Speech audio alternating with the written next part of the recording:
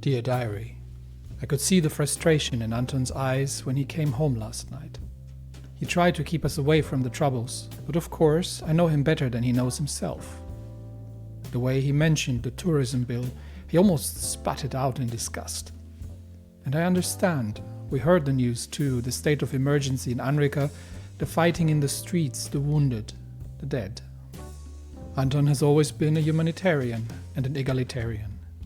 To him, the most wretched of his subjects is worth more than the richest man, and it causes him great pain to see them hungry, angry, and subjected to politically motivated violence in the streets. I love him dearly for being who he is, but he's also a man who wants to go out and stop this injustice.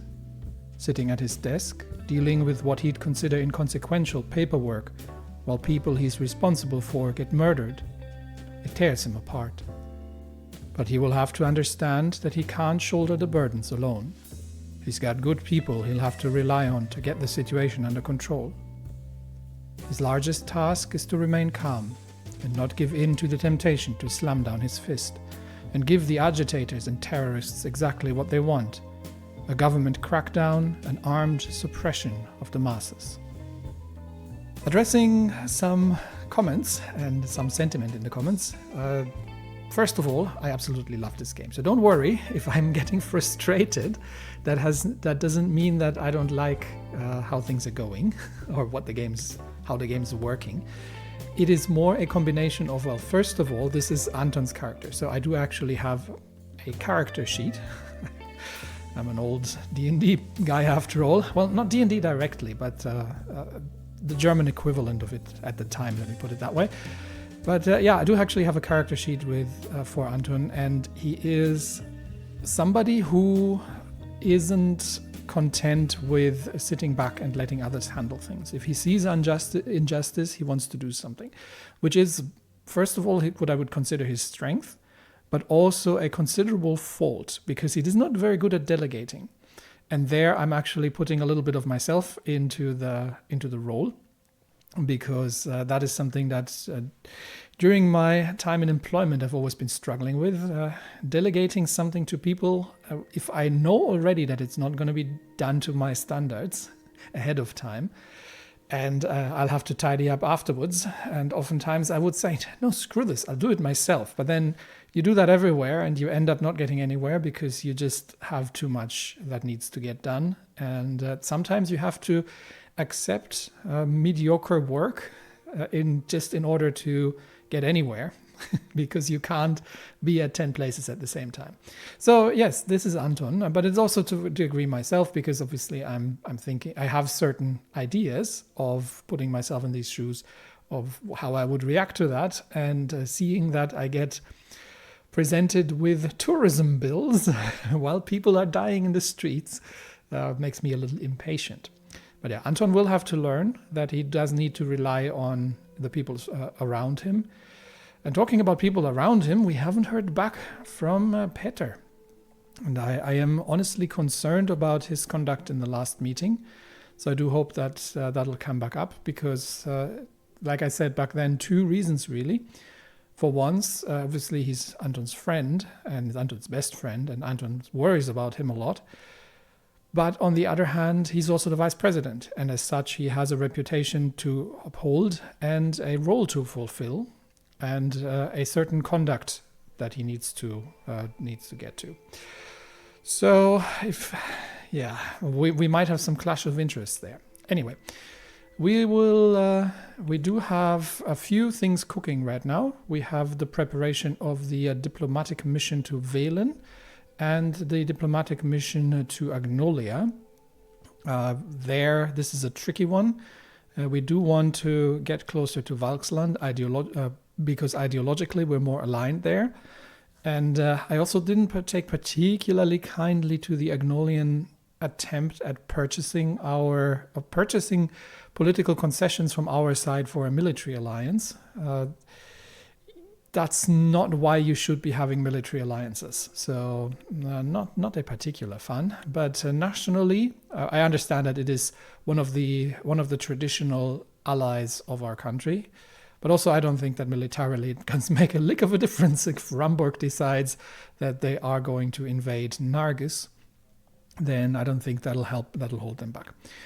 Anyway, we've got some news to look at, and we obviously have the high-speed railway project underway, which seems to be about a quarter done, if that's any indication. So we've still got a bit more to go there. We're also starting to run reasonably low on government budget, but I'm hoping that we can make stonks go up. Otherwise, things not going to go too well. Anyway, yes, we do have to rely on Lilias to get the domestic situation under control, and I do hope that she is going to be capable of that without letting her left bias or anti-left bias get in the way.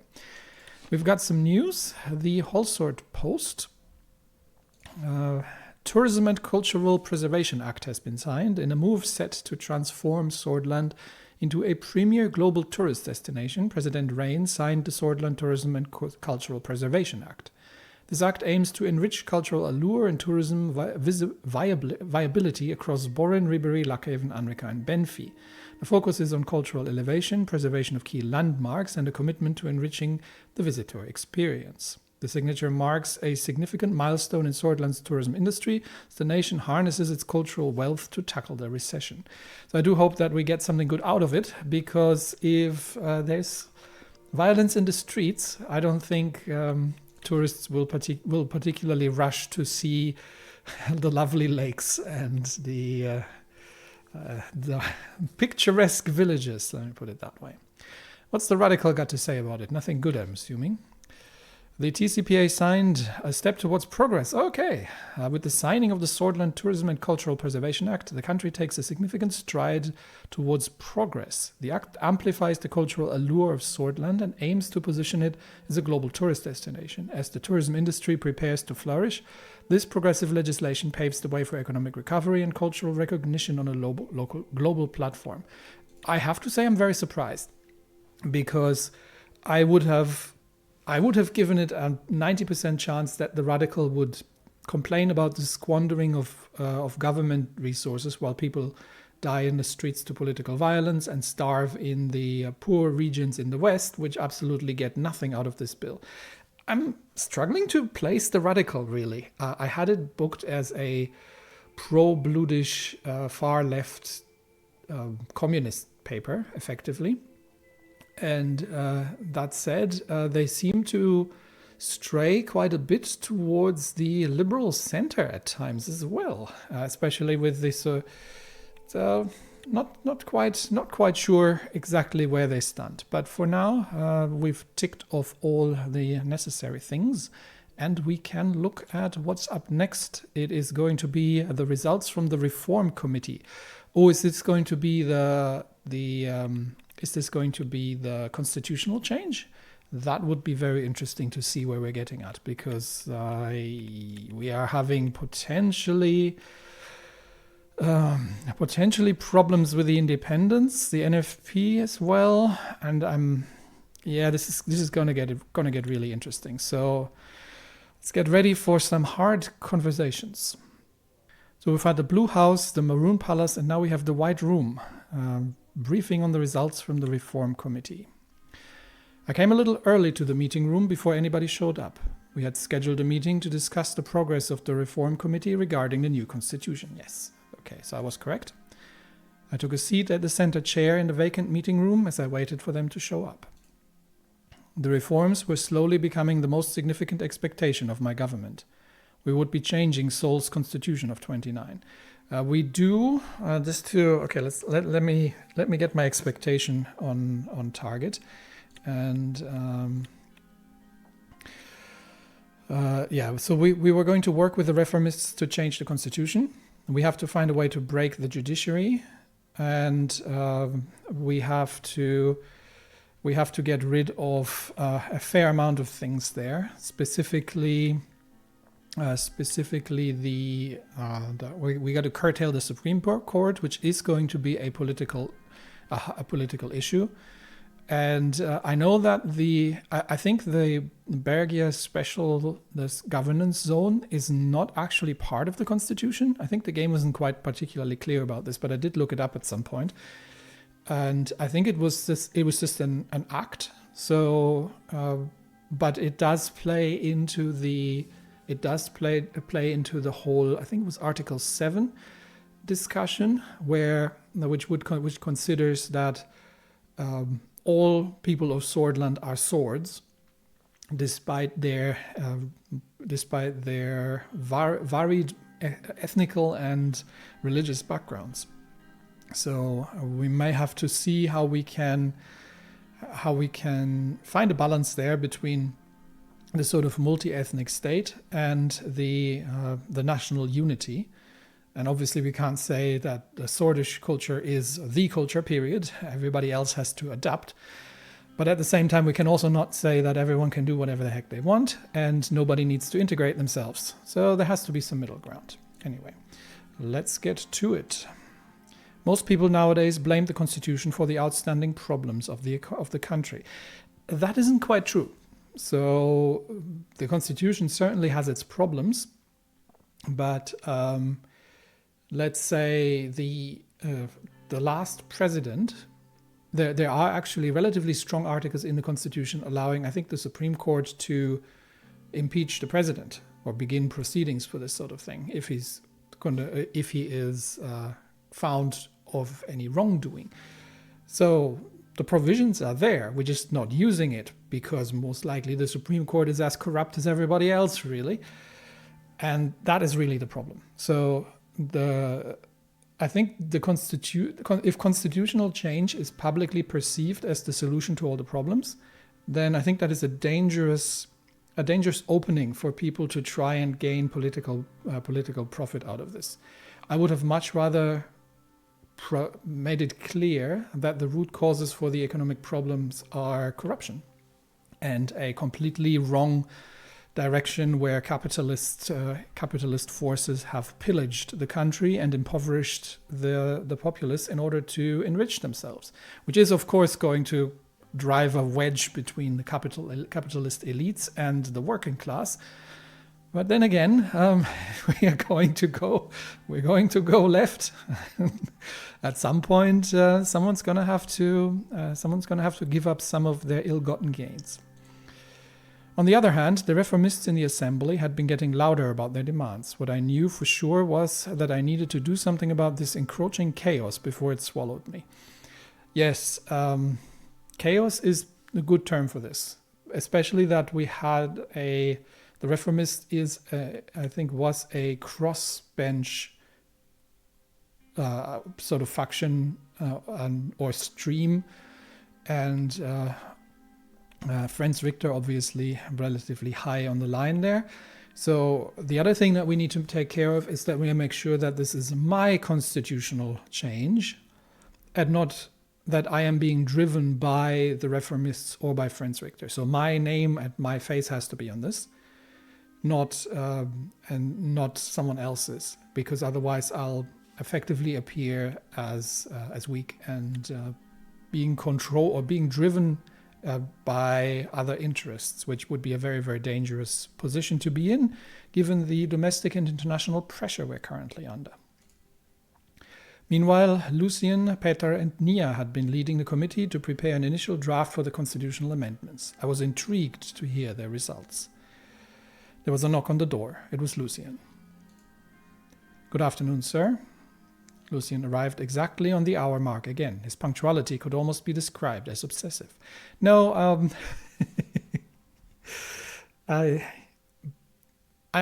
if you don't know, I am originally from Germany, and traditionally we would consider that if a meeting happens on the hour, then you have to be there 5 minutes before the meeting starts. So to make sure that you get seated, you got a minute to read the agenda, which should be provided to everybody before the meeting starts, and that when the meeting actually starts, everybody is ready to start the meeting, rather than having to put their jackets away and then start having a little chat about the quality of the coffee, and then start the meeting 10 minutes after the meeting was supposed to be starting. So, no, I actually wouldn't consider that obsessive at all. Are you waiting behind the door to come at the exact right second? Good afternoon, Lucien. No, I appreciate this actually. We'll see. We'll see if Peter is because he did say it was a one-off and it won't happen again. So he has acknowledged that his conduct in the last meeting was unacceptable, and we'll have to see if he got things under control. I still need to catch up with him on that, but we'll have to see if he got things under control. He took a seat on the table and took out a bunch of documents, spreading them on the long table. We should begin the meeting as soon as Miss Morgana and Vice President Vectorn arrive. We finally have some results from the Reform Committee. How does it look? Yeah, give me an early. Can you give me an early overview? Well, the situation is quite complicated, but I'm sure we will make it work, just like we accomplished many things before. Well, we'll go over the details regarding the new constitution in the meeting. Okay, so no heads up for me. Thanks, Lucien. playing it close to the chest.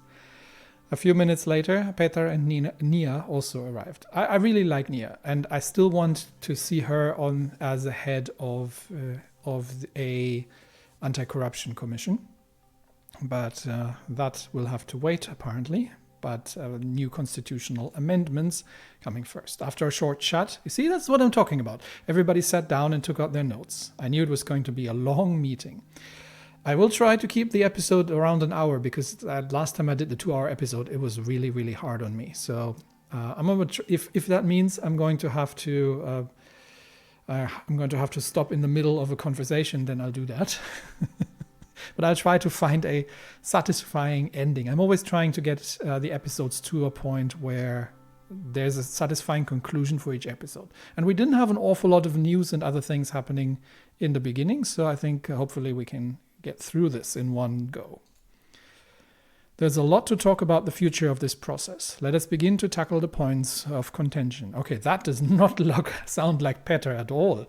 Well done. So he seems to have gotten himself together and starts to take things a bit more seriously. Mr. President, our committee meetings were really fruitful and we already started working on the constitutional draft together with the reformists. That is good to hear. They demanded a little too much, but we've had success with Franz Richter to create a realistic draft that could potentially go through the Supreme. Okay, that is very interesting because we need for a constitutional change. Okay, let me look that up, what exactly we needed. I'm going to have to pull up the actual constitutional document for a sec. Okay, we need 150 votes in the assembly to actually make the proposal, and we need a 2/3 majority to get it through. So together with, if we could get the USP and the PFJP together to do this, and maybe the independents, we would definitely have the majority. But of course, not everyone, the USP is more of a conservative party, so not everyone is going to be happy about this. We do need a simple majority in the Supreme Court to get this through. Not for the proposal, the Supreme Court has nothing to do with this proposal, but when it comes to actually amend it, we need a majority in the court. We've got 3 reformists, we've got 3 centrists, and we've got 5 old guards. So technically, if we can get all the centrists and all the reformists on board, we have the majority in the Supreme Court. But since we are planning to limit the power of the Supreme Court quite noticeably, because they simply have too much at this point, I'm very curious what they've cooked up there with Franz Richter in order to actually have a draft that could go through, so that the Supreme Court would. What have they cut out? Most likely the curtailing of the Supreme Court's power, if I had to guess, in order to get it through. But let's see. Oh, there he is again. I thought Peter has been very professional in his first statement. A little. They demanded to rewrite the whole constitution. Mr. Richter's deputy even suggested removing the term sword from the constitution completely. Yeah, that's progressives for you. I'm not surprised they did that. I'm gonna bite my tongue here, but I could figure out a few more things that they probably wanted to remove from the Constitution. Okay, I also didn't like their theatrics, but the requests were definitely not outrageous. They were just not realistic in today's political circumstances. I like Nia. She's great. She's like, honestly, so far, Lucian and her are probably my favorite people in the assembly. Look, I love Peter to death, but he's a character. Let's put it that way. Nonetheless, Mr. Vice President, thanks for your convincing arguments. Thanks to your convincing arguments, we seem to have reached a common ground already. Okay, so maybe I would have underestimated him, and he has managed. I've always given him a bit more credit that he might be smarter than he looks, or than he conducts himself. But maybe sometimes you need someone like that. We'll see. Very, very intriguing. If we can fully reach an agreement with the reformists, we will be very strong in the assembly to propose the change. Yeah, but we need a 2/3 majority to get it through. Proposal, easy. Yeah, can we reach a 2/3 majority in the assembly? And we'll have to see if it's possible to pass the Supreme Court. I think the assembly, we might be able to get that done. Now, I'm not entirely certain what the faction discipline is. If we effectively can tell the USP MPs to vote for it, and if Richter can do the same of the PFJP, then we'd have 200 out of 250, so that would be sufficient. We might have a few detractors, depending on how many. We might still be able to get that through, and we might, if we can get the independents on board as well, then I think the assembly should be doable. What I'm much more curious about is what we're going to do with the Supreme Court. Is it possible to pass the Supreme Court? They are the biggest obstacle, as I assumed. Even if we pass the assembly, the Chief Justice will do his best to block our amendments. Yes, because what we're trying to do here is reduce the power of the old guard and the Supreme Court. We need at least 6 of the 11 judges to vote for the proposal, but Mr. Hawker has enormous influence over the judges. So we've got Orso Hawker, obviously, yeah. Nia is not going to be a problem. She's the leader of the reformists. But Justice Edmonds, I am not entirely certain, because the centrists, because I think from memory, let's have a quick look on her views. She's a firm believer in democracy and secularism, has spoken out against the oppression of the Solis state apparatus. She is known to hold anti-communist and socially conservative views. So I'm pretty sure she doesn't like me. That said, she is definitely, she would probably be in favor of reducing the power of the presidency and the Supreme Court, because these are hangovers from the old dictatorial system, more or less. But yeah, Mr. Hawker is obviously part of the problem. So what can we do about Mr. Hawker? Well, we can do 3 things. More or less. We can do a few things, actually. We can try to convince him, which I think is going to be almost impossible. We could bribe or threaten him, which is not something we'll be doing. Or we can try to sideline him. So effectively, if he is having influence over the judges, the question is why? And can we work around that and effectively convince enough of the remaining judges that they will be actually better off voting against Hawker? Now, how does he have influence over the judges? That is something I'd be very curious to learn. Is it just reputational? Is it due to his position as the most senior, as the Chief Justice? Is it a power? Is it a power thing? So does he have the? Would he have would he have it in his power to make life very, very difficult for anybody who goes against his will? I wouldn't put that beside him as well. So if it's a personal thing, then we could take the personal angle and effectively saying, look, the man's old and set in his ways. We need to look brighter future. And there will be a new Chief Justice reasonably soon. And we will probably elect them from the rest of the group in here. So, you know, if it is a power thing, then we can simply we can see what kind of concessions we can make that would get the Supreme Court on our side. So yeah, this will require a bit of finesse to get that through. So we're going to be needing Lucian here. I think his mind is sharp enough to cut through the noise there. We should reach out to the judges in secret. Some of them might be willing to break rank to support us. Before we decide on that, I would much prefer to understand why Mr. Hawker has enormous influence over the judges, because that'll define our strategy in how we can break said influence or overcome it. Okay, so we can say that all means are to be considered in order to succeed. I disagree with that. They will surely support a just cause for the country and its future. I disagree with that as well. What I should be asking is, Lucian, can you elaborate on how Mr. Hawker has enormous influence over the judges? All means, so succeed by all means implies that we would be willing to use unsavory methods to overcome that, including things like blackmail, including things like other kinds of pressure, bribery, who knows.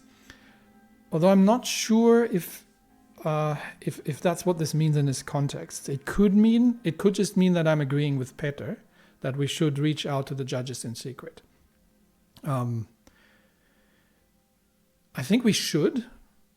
That is definitely something we should do, but we need to understand the situation better. Or we can say they will surely support a just cause for the country and its future. Well, this directly contradicts what Lucian has just said, that Mr. Hawker is going to block this because of his enormous influence. So no, they're clearly not free to decide by their own judgment. But there are power dynamics inside the Supreme Court that we need to deal with. I don't like either of these options.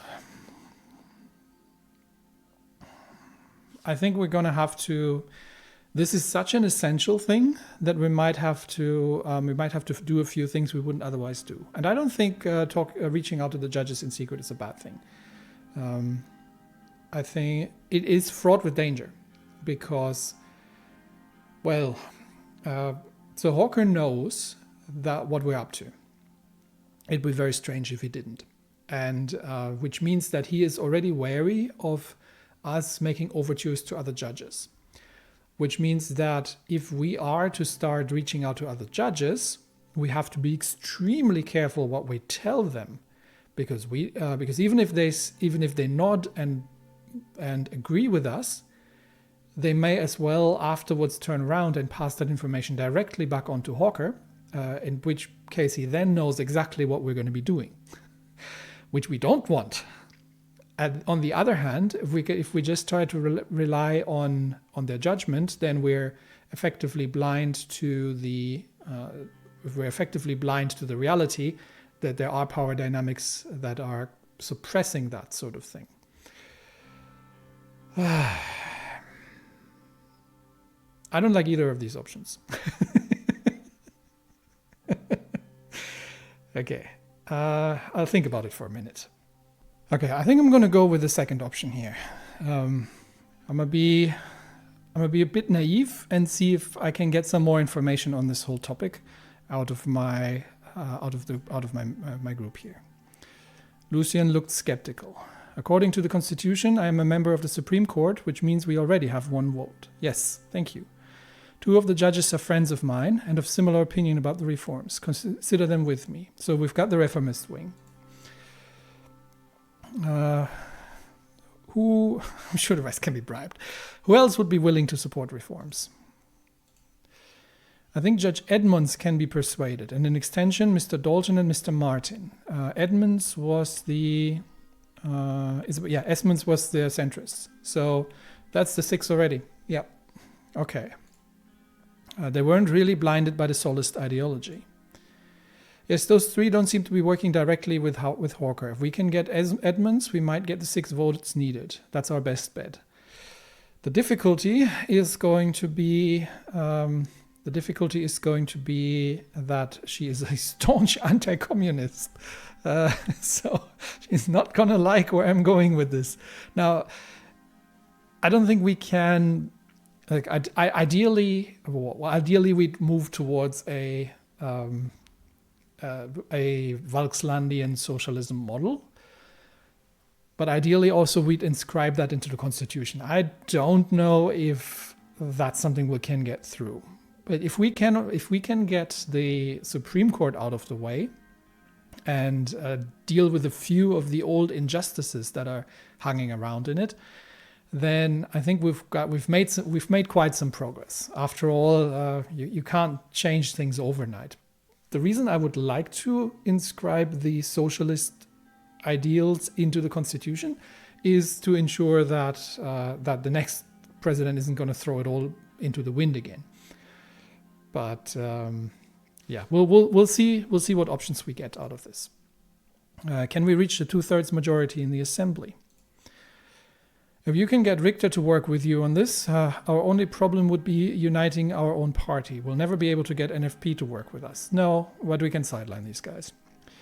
We need the majority of our 130 seats in the assembly to vote in favor. With PFJP support of 70 votes, we'll easily surpass the needed 166.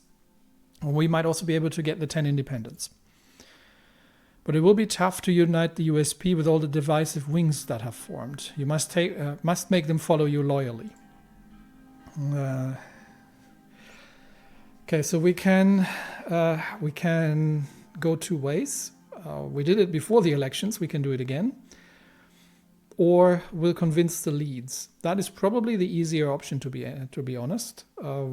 So there is some form of factional discipline in here, but it is not that's the whole party. So we don't actually have straight up party discipline, but we have some form of factional discipline potentially. So if we can convince the leadership of the various factions to vote with us, then, and I'm still not ruling out the 10 votes from the independents, despite the fact that their new leader seems to be a lot more liberal than I would have expected. But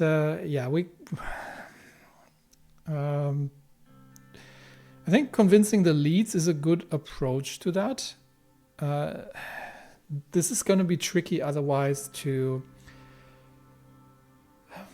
Yeah, I'm thinking if we're trying to get all 130 approached individually, we're never going to get anywhere because there's just too many of them.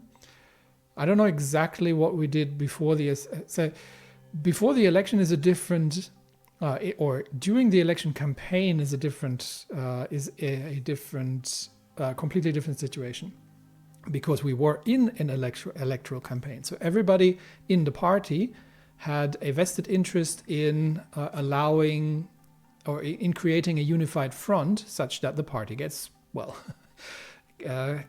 sufficient seats in the assembly, and we get the party representative to be the president or the candidate. Whereas now they are in the assembly, so their interests are completely different, because now they have constituents and interest groups that would like to see their specific factions to rise in power within the party and within the assembly in order to get laws and other acts passed that are beneficial for their respective direction. So, yeah, I think we'll convince the leads.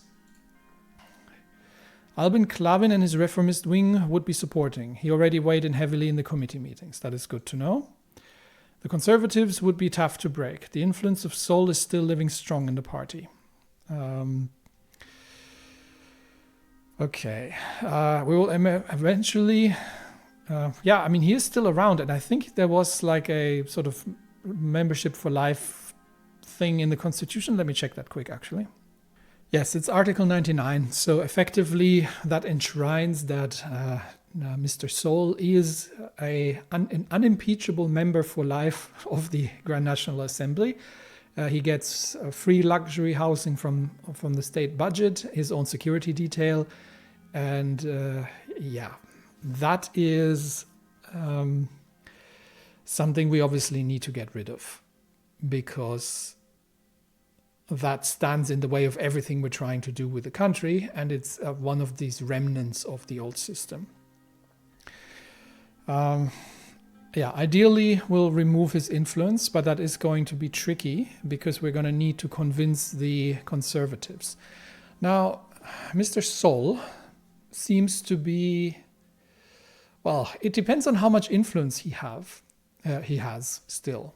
So if what I'm saying is, if the concession is let the man live on a government budget, live the rest of his days on a government budget, and some form of honorary title of sorts, but strip him of his power structure, that would be acceptable, and probably the best way for him to to go with it. At the same time, we are going to have to give the Conservatives something, and maybe that something can be the sort of respect for the great founder of the nation. Give him a meaningless position and a title, but at the same time also remove his actual power structure. So yeah, I think we will eventually remove his influence. We'll need to break the power of the old guard within USP first. Most of the Conservative wing are still loyal to their colonel. Most of their support is necessary to be able to amend the Constitution, and there's only one person who is key to make them back us, and that is Gloria Torrey. Okay. Hang on, let me... where was she? Yep, the Speaker of the Assembly. She was, I think she was the strong critic of Alfonso's presidency. I credit major lobbying incidents within the USP shifted the political landscape during the last decade. Elected speaker for a second time. What's her alignment, though? Worked at several jobs, including lobbying firm, School of Public Speaking and Debating. Supported democratic revolutionaries. Okay. I think we can work with her. She's well respected by the Solists. She'll be our biggest obstacle in the assembly, and her demands will be extensive.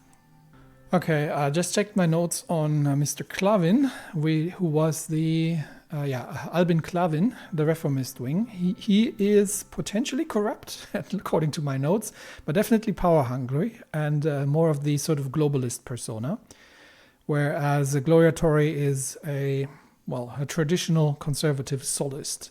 So I think there we'll have to give something. And if that works and we can sort of sideline Sol, but at the same time maintain his reputation within the country, I think that'll be a good thing. Of course, it sort of stands again, or it sort of interferes with the idea of a millennialist country, but not too much actually, because at the end, he was a dictator and a nationalist, and we can we don't want to erase his history, but we can modify his history in such a way that it fits things. And he doesn't live forever, so eventually he'll go into the history books, and as long as he's happy with the rest of his life, his diminished influence gives up some of his influence, and we can purchase the support of the Conservatives that way. That might be, I think, a good way to do that. Let's see. I also have reasons to think she might be in Orso's pocket. Ooh, she will be tough to break, but we'll need her help to get the Conservative support. Okay, that I need to write down. See, this is what I was curious about, what the actual power dynamics within the High Court, the Supreme Court are. So if she means, I'm interpreting this as gets paid. So I was correct with the corruption dynamics, not so much with the threat. So what are the demands? We should run down each of the main demands of the committee and get your input first, Ms. Morna. Ms. Morna can explain them further. We'll start with the first red line. The new constitution will fix the loopholes regarding the president's absolute veto powers.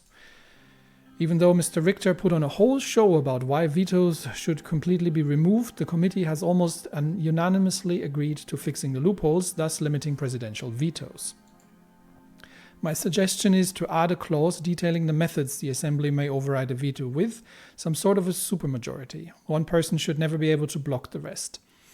I agree with that, actually. And that does include myself. So if we come to the point that it's me versus the Assembly, then I've clearly moved. I haven't done my job right. Either I've strayed from the will of the people, or I have failed to convince my fellow politicians that we're going in the right direction.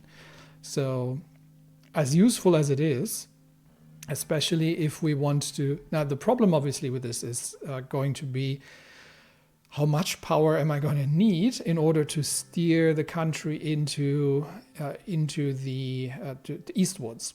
Because there is going to be a whole lot of complaints about that. Because clearly, the Conservatives aren't going to be happy about this because they're going to see their nationalist ideology threatened. The Reformists aren't going to be happy about this because they're basically globalists.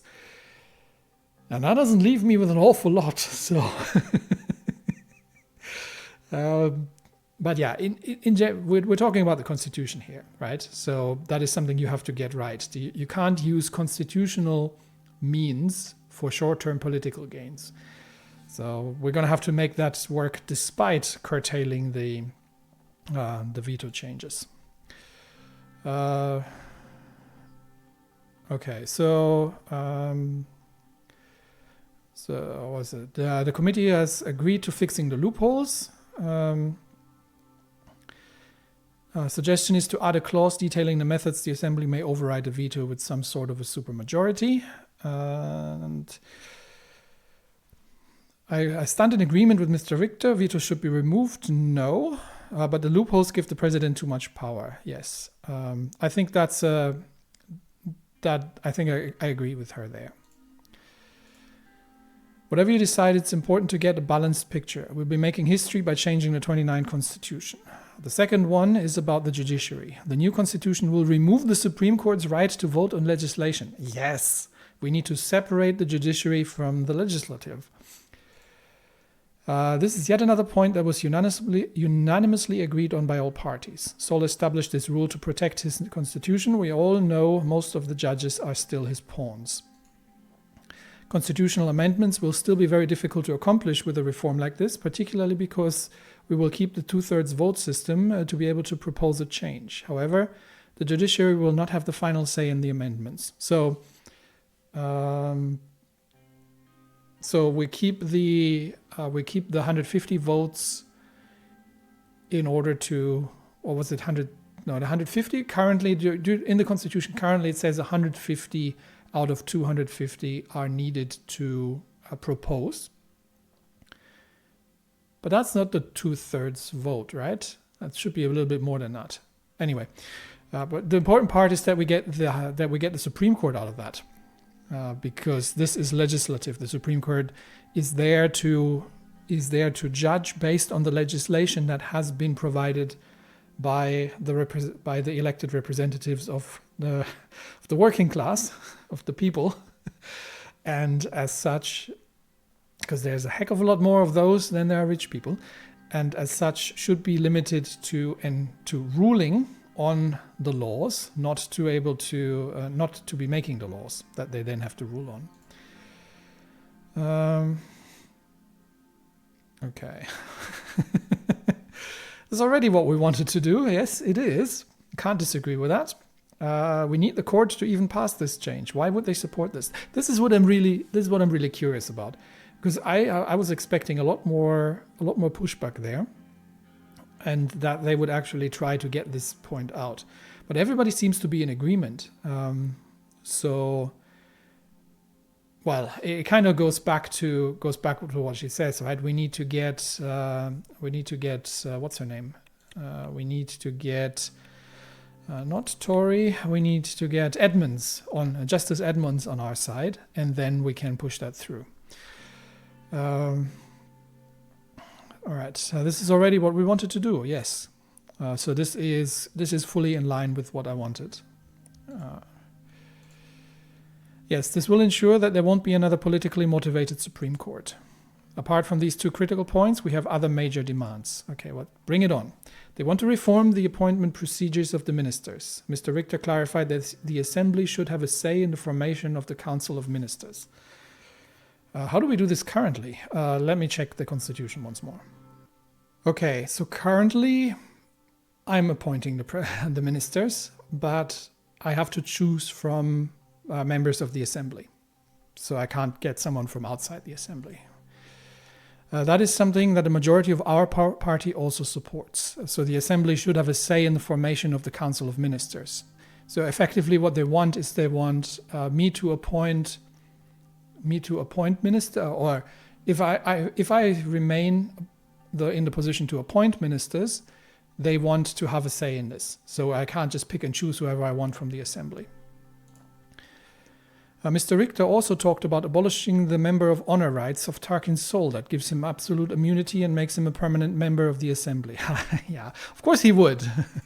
I think this is going to be a problem. Yeah, that one is a controversial one. I doubt the USP would like that. Immunity of the justices, the impeachment of the president, limiting the power of the presidential decrees, all of this came up during the committee meetings. Reformists expect big reforms, while our faction in the USP are not very keen on pushing changes that are too great. So we'll have to find a balance. This has to be compromise, right? We can't easily push through whatever the heck we want. I'd say keeping everything in the middle ground is the safest bet. No need to agitate anyone too much. Yes, but we also need to clean up a few more items. So especially the Supreme Court. I think if we can get the Supreme Court out of the way, that is going to be the major one. If we can sideline Sol and his influence, and then do a few more democratic reforms, that'd be a good one. And then which is what the dictatorship of the proletariat actually was looking at. That was supposed to be democratic representation. So these two things aren't actually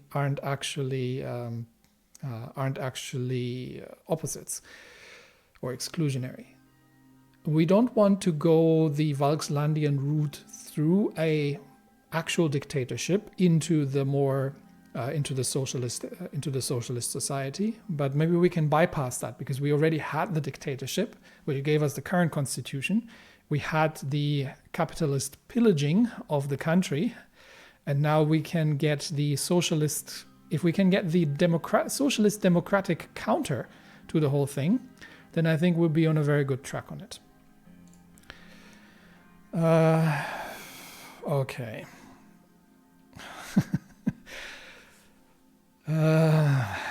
Keeping everything in the middle ground. We'll push for comprehensive reforms. That's going to make things a lot more difficult. I think we keep the changes small and manageable.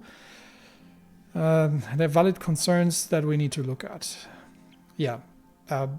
I can't decide just... You can't brush that with a single stroke. You can't say it's either or.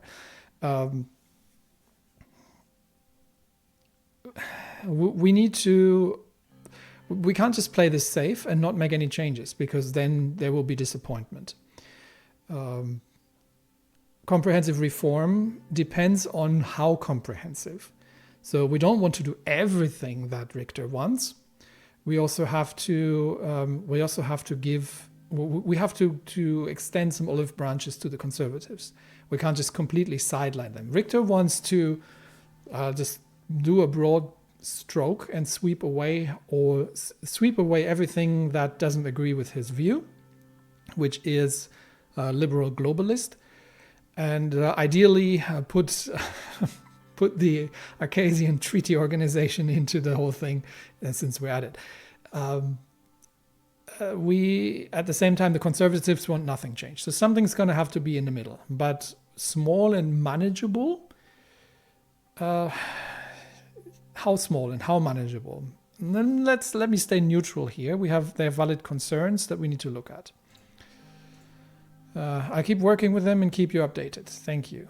Regardless of Mr. Rayne decides, we will need to work together to push this agenda. Now we have a better picture of your intentions, sir. I will start reaching out to my contacts to make a draft that works for us. I'll present your input to the committee in a few months. You would have the draft on your desk to make the final changes yourself. Okay, good. I think this was yet another fruitful meeting. I think so too. Thanks for the meeting, everybody. Thanks for my time. You have my... Okay, I really like Nia. She's great. I think this is where we call it. Have a good day. And they all left the room. This wasn't actually as hard as I thought it was going to be. So I think we can still spend a little bit of time of going through the news. Once again, and please don't take that as the wrong kind of criticism, but once again, the game hasn't made it easy for me to actually make the choices the way, or express with the dialogue choices what I'm actually trying to achieve here. So I do hope that it's always difficult, right? Because the developers can't foresee what someone might be thinking, but at least I get to make final adjustments. So I still, depending on what they're coming up with, I can still change things around, because I have certain priorities and certain ideas about how I want things to go that weren't particularly clearly marked in the dialogue choices. But I'll have to be patient and trust that it'll let me eventually figure out the details myself. All right, let's go through the news and then we can end the episode. Okay, The Economist calls for cooperation with Rumborg. That's a new one. Amidst ongoing geopolitical uncertainties, there's an economic imperative that we can't ignore: the potential of our northern neighbor, Rumborg. Known for its vast energy economy, and it is home to two major corporations, Rizia's Rizian Oil and Gas and Royal Emerald Energy, both ripe for collaboration. These energy giants represent not just the possibility of wealth generation, but also the means of diplomatic softening, aligning mutual interests to avoid further conflicts. By welcoming partnerships, we ensure that globalization serves as a bridge, not a barrier. That is actually a really interesting point. And I might actually just because I'm going to have a few things to say about that, I'm going to just leave it at that, honestly. That is a really interesting point. So the energy situation is a really interesting one, and I wasn't aware that the Rizian Oil company is actually headquartered in Rumborg. It makes sense because they're all monarchies, so they're working together on this. So effectively, there is some squabbles about it, but Rumborg was an energy importer, if I'm not mistaken, and obviously we'll have to find a way of establishing deterrence with Rumborg. Now, I don't agree with The Economist that, I do agree with The Economist that the building business interests with Rumborg would make it harder for them to go and go to war, because monarchy or not, at the end of the day, money talks. And if Rumborgian investors have vested interests within Swordland, then that would be disrupted and their profits would be hurt by military action. Then that would be a strong argument against any kind of aggression. So that is an interesting additional venue for building up deterrence against Rumborg. I was thinking of effectively joining the Container Security Pact and getting the threat, right? up and say, you can't attack us, because if you do, you're going to have to deal with me, and you're going to have to me. If they're going to be asking you and which army, then I can look a bit over there and saying that army, and that should get them to back down. So that's the one option. But actually building economic ties might be another. Now, there is a downside to this, because especially when it comes to energy, I'm actually looking more towards national autarky, because that is a very, very important factor. And we do have our own oil and gas production, which means that, and the economic impact of those, because if we are trying to rebuild our economy and get out of the recession, energy is going to be at the basis of that. And at this time in history, it's going to be hydrocarbons. So we are going to need cheap hydrocarbons in Swordland in order to get the economy back on track, because we're not going to be building anything if we don't have energy. And if we are, that goes back to that law of the limit of 20% foreign investment into energy infrastructure, because if we are effectively globalizing our energy production, what we'll end up with is that the Swedish industry will have to pay market price. And then it becomes an industrialization race between Rumburg and us. Because if Rumburg has increased demand, that means market price goes up. But Rumburg might be able to pay that, but we would be effectively selling off, we would be making profits for the energy industry, but at the expense of the economic recovery in Swordland. So my position is that Swordland has to come first, and we need to have cheap energy available for Swordland's industry, and the energy producers can sell off everything that is left afterwards at market price, but Swordland comes first. And that goes for the East as well.